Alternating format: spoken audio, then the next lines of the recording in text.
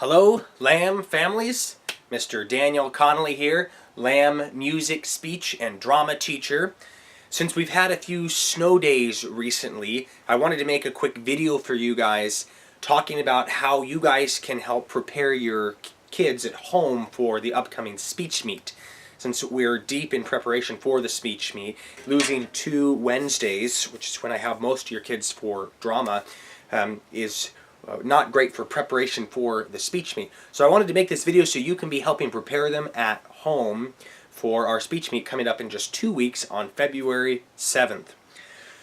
So when you're helping your kids prepare at home, there are 6 main things that you want to help them to remember. I always say that if you have these 6 things, that your speech is going to be great, and then all the other things just enhance it to make it even better. But this is the foundation. The first of the 6 most important things when giving a speech in front of an audience is to be loud. Having good volume and good projection is key. If a speech can't be heard, it's not very entertaining. So students want to make sure that they're breathing a lot to be able to really throw their voice out and be heard by the whole audience. So they need to practice that projection. And they're usually going to perform how they practice. So have them practice it really, really loudly for you at home so that when they come to the stage at the school, they can give a really loud speech presentation. Next is to be slow. When people are nervous, they have a tendency to speak very quickly, and particularly if they've memorized something. So they want to combat that by consciously speaking through their speech slowly and not going too rapidly through line. And then to be clear. I always tell my students to make sure that they're using their lips and their tongue and their cheeks, that they're using those all together and really overusing them so that each word comes out very clearly and they're not mushing words together. A lot of times people have a tendency to kind of just let their mouth not move very much and it makes them sound more muffled, but they want to then really open up their mouth and use their lips and tongue to be able to get each word out very clearly. Every sound of every letter, including the T's and the S's, to get it all very clear. So those are the first 3 most important things: to be loud, slow, and clear. The next 3 things are to be brave, bold, and confident. So bravery. It takes a lot of bravery to give a speech in front of a crowd. In fact, it's one of the most feared things in the world.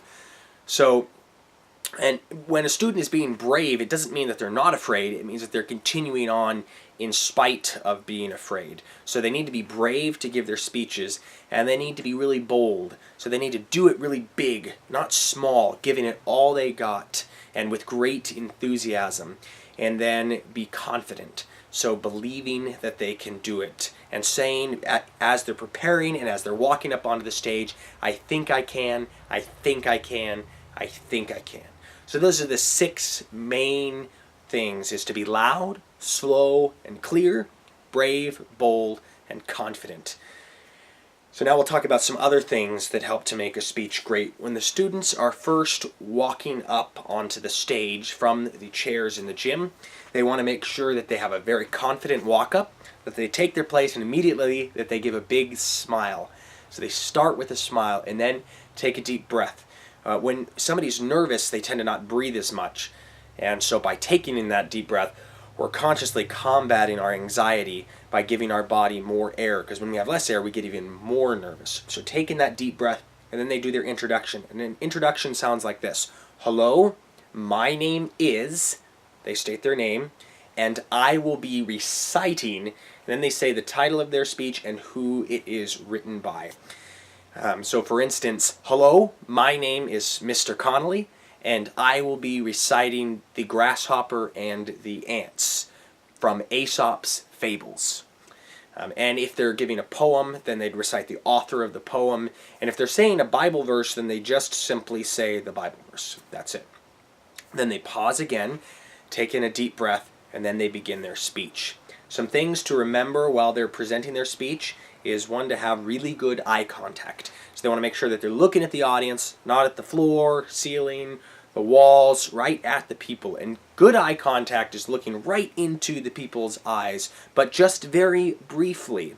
So just brief glances at each person in the audience and not staring at any one person, but looking all around and making sure that they do include everybody from one side to the other, that they're looking around and getting equal eye contact with everybody all throughout the room. Okay, they want to also make sure that they're using gestures during their speech. Gestures is simple movement of the arms and hands. So it's much more entertaining and engaging to watch somebody who's using gestures versus just keeping their arms glued at their side, and of course never in their pockets, right? So keeping your hands out. And the human eyes are drawn to movement, so when we add movement into our speeches, we become more engaging to watch. And really, giving a speech is really at its core is all about capturing the audience's attention and then trying to hold it while you impart whatever information you're giving. And using gestures and eye contact can really help capture that attention and then hold it. Another thing is movement. So it's not as engaging to watch somebody who's standing still the whole time, but more entertaining to see movement. So if I wasn't here in front of the camera, I could be moving more. But simply walking from one side of the stage and then pausing there for a minute and walking to the other. They want to be careful not to pace, because that can get distracting. But if they're standing still the whole time and just looking like a statue, then it becomes not as entertaining. So they want to have a good hybrid of staying in one spot and also moving.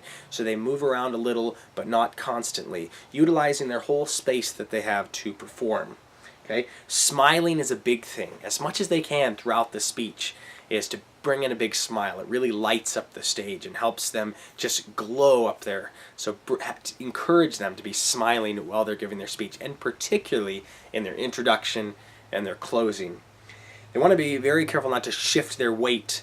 And people have a tendency to do this when they're nervous, is to shift weight from side to side, and also when they're trying to remember something, shifting a lot like this. So encourage them to just stay on both feet, keep their weight evenly distributed, and not to be shifting weight. And also not to play with their clothes or their hair, so no vests, pants, or sweaters, but just keep their hands free and use that fidgeting energy into gestures. Okay, and they also want to make sure that they keep going no matter what. If they make a mistake, they've just got to keep going. If they forget what they're supposed to say, they can pause and just try to clear their mind of distractions and just think. And if they remember where they are, great. If not, they can skip ahead to a part that they do remember. And worst case scenario, they should at least really know the last line really well, so that they can jump ahead to the last line and still end the speech on a high note.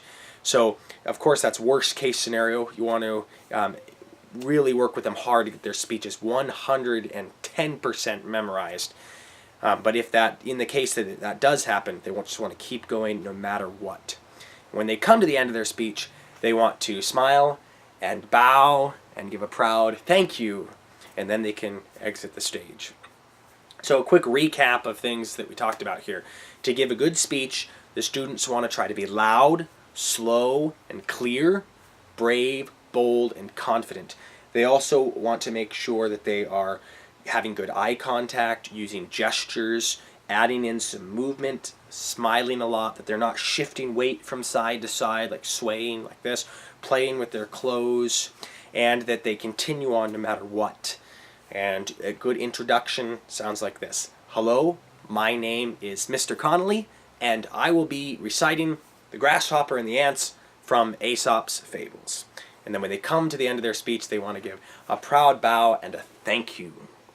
Okay, I hope this helps you to prepare your kids at home. Be working a lot with them. Encourage them to practice in front of people. So get, parents together, friends together, siblings together, so that they have somebody to practice in front of. We've got a very awesome panel of judges this year, very esteemed. They all have extremely high credentials in their fields, and the students are quite lucky to have these judges of such high stature coming to judge them at the school. And I am confident that we're going to have some good representation at the district speech meet, as we have in years past. So work hard with your kids, encourage them to work on all of these things that we talked about in this video so that they can give the best speech possible. And I'm going to include a list of the breakdown of just the things I talked about in an email with this video so that you can look at that for reminders. Well, thank you very much. I hope that this helps out, and I hope to see you guys all around the school soon.